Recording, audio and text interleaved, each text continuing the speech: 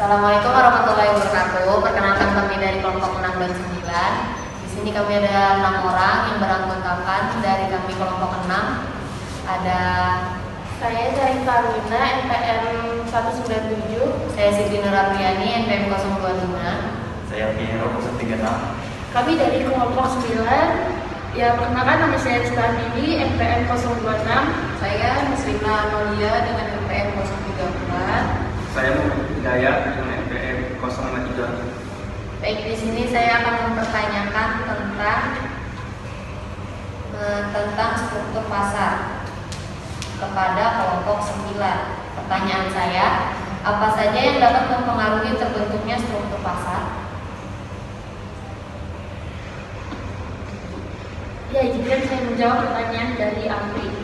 Jawaban itu jumlah pembeli, jumlah penjual, skala produksi, jenis produksi merupakan beberapa hal penting yang akan mengubah tingkah laku dan kinerja pasar, sehingga dapat mengubah struktur pasar tersebut berdasarkan perbedaan jumlah penjual dan pembeli. Akan terbentuk berbagai macam struktur pasar. Baik, pertanyaan kedua akan dilanjutkan oleh saudara Mina. Pertanyaannya adalah mengapa perusahaan persaingan sempurna yang juga dikenal sebagai penerima harga tidak dapat menetapkan harganya sendiri? Oke, saya akan menjawab pertanyaan dari saudari Rina. Perusahaan yang bersaing sempurna dikenal sebagai penerima harga karena tekanan dari perusahaan pesaing memaksa mereka untuk menerima harga keseimbangan yang berlaku di pasar. Jika perusahaan dalam pasar yang bersaing sempurna menaikkan harga produknya hingga 1 sen, perusahaan tersebut akan kehilangan semua penjualannya kepada pesaing. Baik, pertanyaan selanjutnya akan dilanjutkan oleh Piero. Ini saya akan bertanya dampak apa yang ditimbulkan produsen dalam persaingan monopolistik bagi masyarakat. Oke, saya akan menjawab. Dampak yang ditemukan produsen dalam persaingan monopolistik bagi masyarakat konsumen, yang antaranya konsumen memiliki banyak pilihan untuk memenuhi kebutuhannya yang dapat disesuaikan dengan selera masing-masing konsumen. Konsumen menjadi lebih selektif dalam memilih barang dan jasa yang akan dibeli. Nah, itu pertanyaan dari kelompok 6 ke kelompok 9 buat struktur pasar. Selanjutnya akan dilanjutkan oleh teman saya.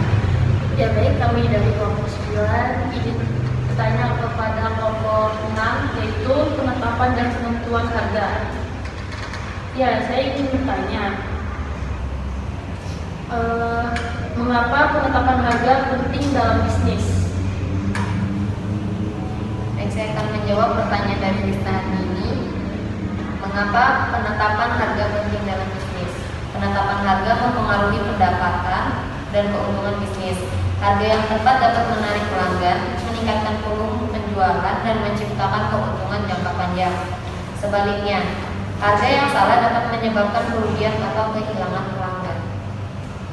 Oke, saya mau bertanya, tantangan apa saja yang dihadapi perusahaan dalam menentukan harga produk baru?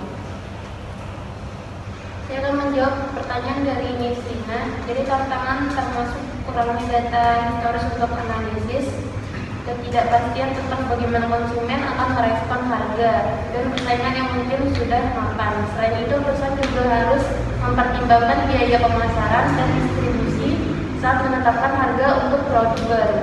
Terima kasih. Oke, saya